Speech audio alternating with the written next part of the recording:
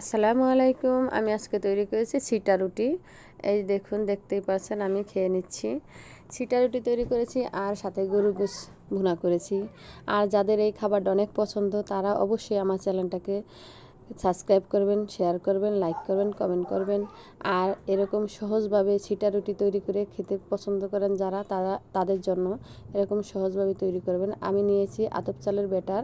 এটা আমি অনেকক্ষণ ভিজিয়ে রেখেছিলাম, যত ফ্রিজে ছিল আতপ চালটা গুঁড়া, তার জন্য আমি ফ্রিজে গরম পানিতে ভিজিয়ে রেখেছি ঘন্টাখানিকের মতো। আর দিয়ে দিয়েছি 2 চা চামচ পরিমাণ আটা, আর দিয়ে দিয়েছি 1 চিমটি পরিমাণ লবণ। আর এই যে দেখুন ঘনত্বটা, আর আমি যেতটুকু দরকার পানিটা দিয়ে আপনাদেরকে একটা হ্যান্ডেলের সাহায্যে লাড়ে দেখাবো। দেখতেই পাচ্ছেন আরও পানির দরকার, তার জন্য আমি পানিটা দিয়ে দিব আমার পরিমাণ মতন। আর এরকম পরিমাণ মতন দিলে আপনারা বাসায় একদম সহজভাবে ছিটা রুটি তৈরি করতে পারবেন, ঝটপট আর খেয়ে ফেলতে পারবেন। একদম সহজেই দারুণ মজার একটি পিঠা, দেখতেই পাচ্ছেন। আর আমি ফ্রাই প্যানে এদিকে চুলায় দিয়ে দিয়েছিলাম। আর এই দেখুন ছিটা পিঠা করে আমি পিঠাটা তৈরি করে ফেলেছি। এটার নাম আসলে ছিটা রুটি, ছিট রুটি বলে।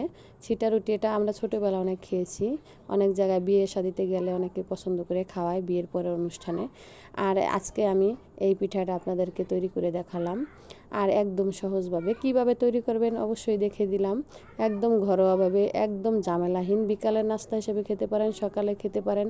আর গরুর গোশত রান্না থাকলে তো আর কোনো কথাই নেই, যখন তখন বানিয়ে খেয়ে ফেলবেন আর ঝটপট তৈরি করে ফেলবেন।